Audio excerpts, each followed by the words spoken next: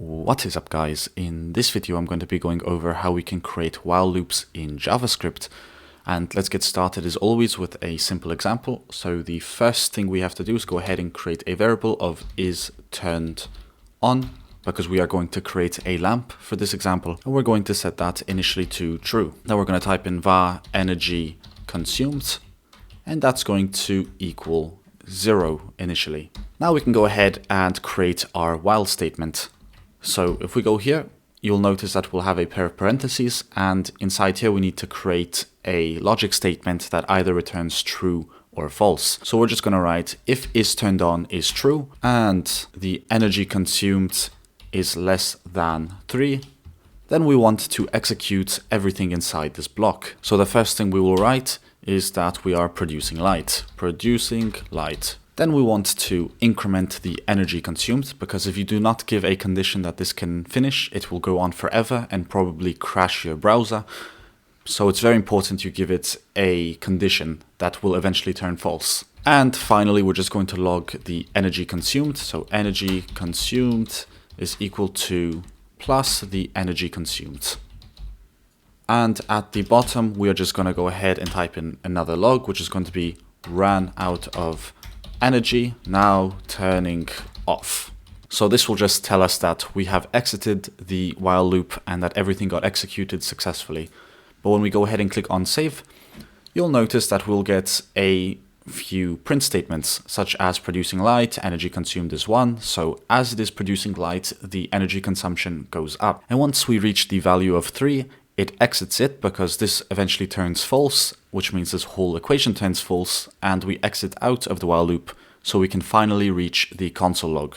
And as you can see, after energy consumed equals 3, we get to run out of energy, now turning off. So that's the basic usage of a while loop. Now let me show you a few other things you can do with the while loop, because there are a few other examples that you might want to know before continuing with this loop. The second is the break statement. And a break statement allows you to prematurely end the loop.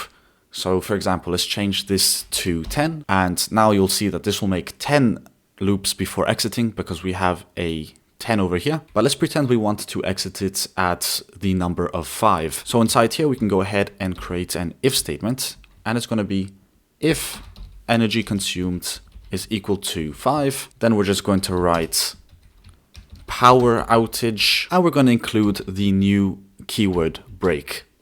And this will just exit out of the while loop completely. So once we reach this, the rest of this becomes invalid and it skips to the final statement. So if we go ahead and click on save, you'll notice that it will say 1, 2, 3, 4. Then it will try to do it again, producing light, but we'll have a power outage at number 5. So it will say run out of energy. And as you may have noticed, this code did not get executed because we ended it right here. But that's essentially all you need to know about the break. It just helps you exit out of a loop prematurely. Now we can go ahead and delete most of this. Let's take off the isTurnedOn variable.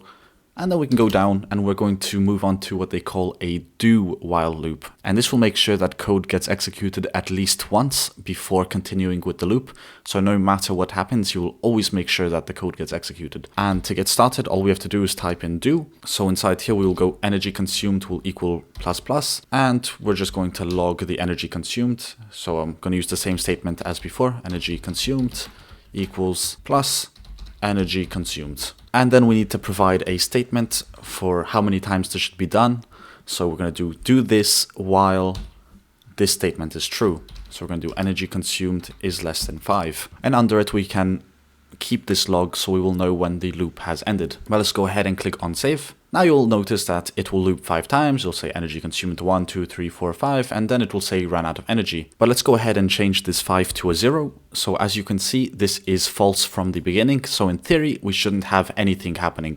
But since we've provided the do keyword, it means this will be executed first, and then if it is still true, it will continue executing this line of code. So it's just very good for making sure that this code gets executed at least once, in case you want to initialize something or make sure something important happens.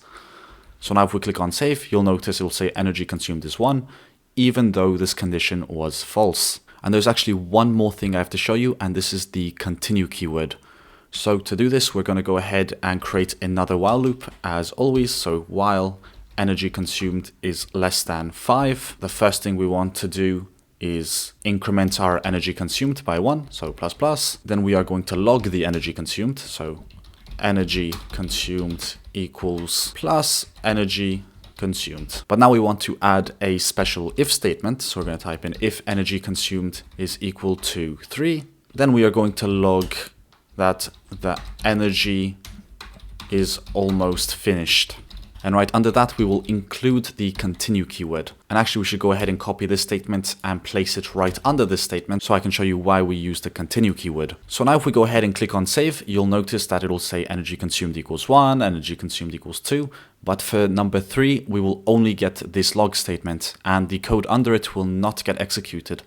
But it will not break the loop, so it will continue, it will go here, and all this continue keyword does is say that you should stop right here and continue with the loop once again, but ignore all of the code below it. And that's why we got this log statement and we didn't get this one over here for the number 3. And then after that, it will say energy consumed equals 4, energy consumed equals 5, until this becomes false again. And then it will exit out of the loop as always. So that's what you can use the continue keyword for. And I believe that's all you need to know about while loops and the special keywords that are related to them. But of course, if you have any questions, leave it in the comment section below and I'll do my best to answer them.